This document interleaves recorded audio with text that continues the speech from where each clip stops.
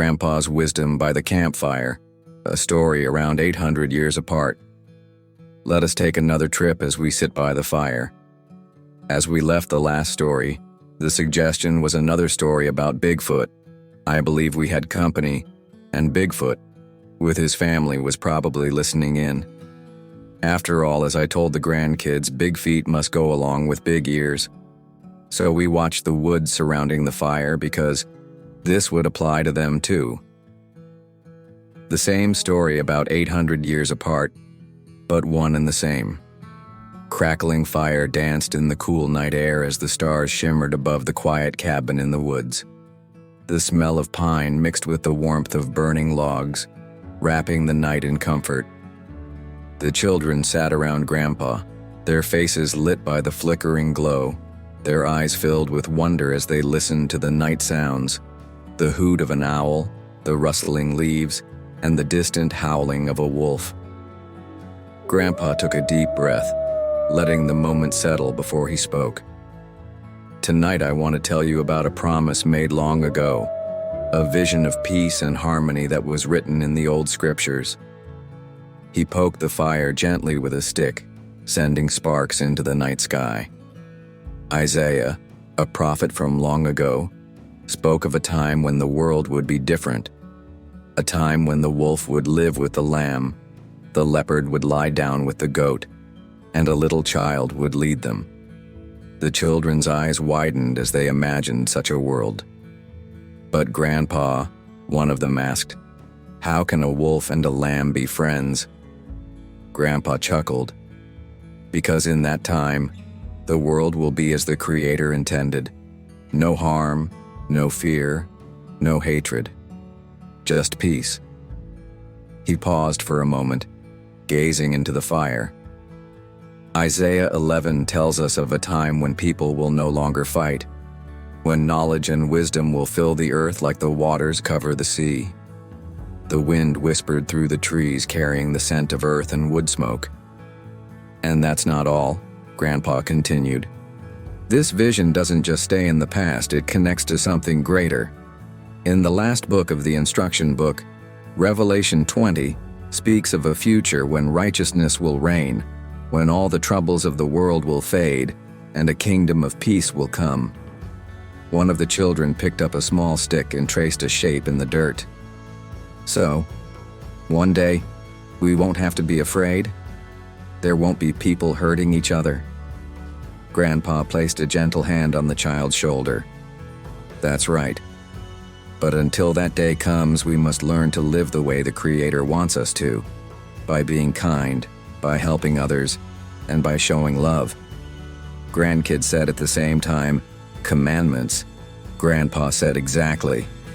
We are not just waiting for this future, we are learning how to be ready for it.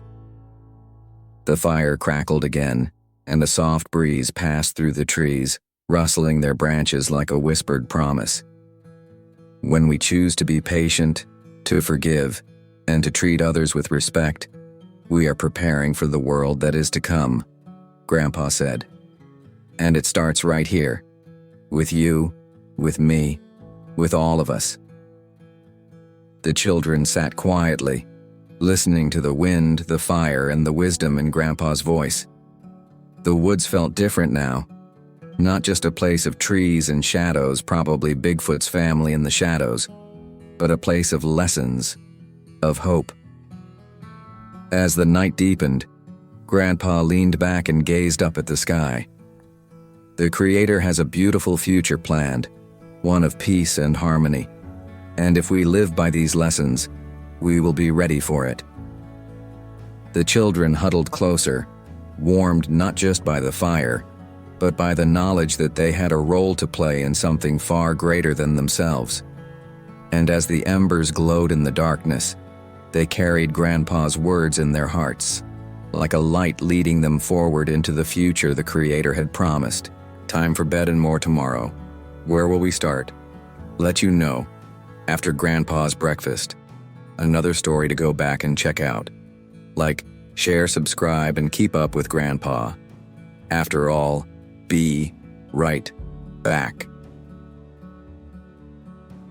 Wonderful night's sleep. Just seemed to sleep so sound here. Up and having that first cup of coffee. Preparing Grandpa's breakfast. Stoking the fire and getting ready for parents to wake up grandkids. The fire crackled gently as a cool breeze swept through the towering pines surrounding the new little cabin just large enough for the grandkids and parents to sleep in. Grandpa sleeps in his truck and tent. Picture in past videos. A full moon peeked through the branches, casting a silver light. It was early, the air smelled of burning wood and damp earth, the perfect setting for drinking coffee and thinking about the future that is here, the grandkids, thinking about family and how wonderful it can be. Families are like this fire, he thought. Strong and warm when the flames are tended, but if left unattended, they can burn out, or worse, turn wild and destructive. He poked at the logs, shifting the embers beneath. Sometimes, even the closest families run into problems that shake their peace and harmony.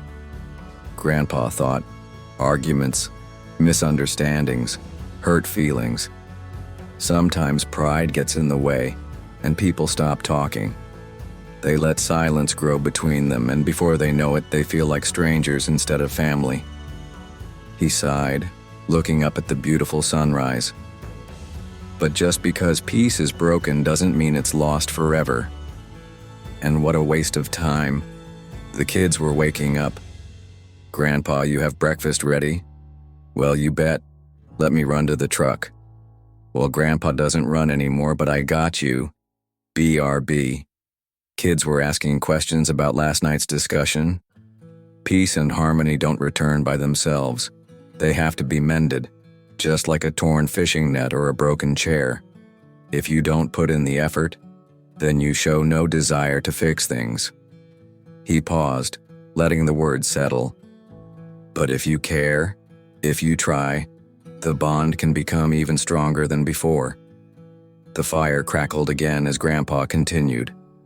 "A long time ago, I knew two brothers, good men, strong and proud. But one day they had a disagreement, and instead of talking, they let their anger fester.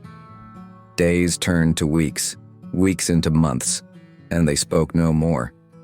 Their families suffered, their friends missed their laughter, and their hearts grew heavy with unspoken words. The children listened intently, their faces serious. Did they ever make up?" one asked hesitantly. Grandpa smiled. "Yes, but it wasn't easy. One day one of them realized that holding on to anger was like carrying a heavy rock. You think it's hurting the other person, but really, it's only weighing you down. He decided to put down his pride and reach out. It took time, patience, and many talks, but little by little the wall between them crumbled. And do you know what happened? The children shook their heads. They became closer than ever before. Their bond, once broken, was reforged stronger than it had ever been. And do you know why? Because they both chose to try." Grandpa let the silence sit before speaking again. "Sometimes we think that if we ignore a problem, it will go away. But that's not how healing works. Healing needs time, love, and effort. If you ever find yourself at odds with someone you love, don't wait for them to fix it. Be the one who reaches out. Be the one who says, 'Let's talk.'" One of the children picked up a small stick and traced a heart in the dirt. "But what if the other person doesn't want to?" Grandpa nodded solemnly. "That can happen. Not everyone is ready at the same time. But you will have done your part, and that matters. Sometimes all it takes is one person to open the door. And even if it takes days, months, or years, you have planted the seed of peace." He looked around at the children, his voice gentle. "And remember this, if you never try, you've already lost. Grandpa may not be around to see it, but hopefully the seed is planted. There is a parable about seeds. I'll let you find it in the instruction book." So, Grandpa said with a warm smile. If ever you find yourself in a disagreement, don't let pride be your master. Speak, listen, forgive. And one day you'll see that the love you fought for is stronger than any argument. The children nodded, their hearts touched by Grandpa's wisdom. The fire burned steady and warm, just as love and understanding should in every family. As they carried Grandpa's lesson with them, a reminder that peace and harmony are never truly lost. They just need a little effort to be found again. Just Grandpa wisdom. Please like, subscribe, and share together. Let's learn what the instruction book that was given to us by our Creator to make happy families has to say. More trips, more great fun. After all, our Creator wants families to be happy. See you next week.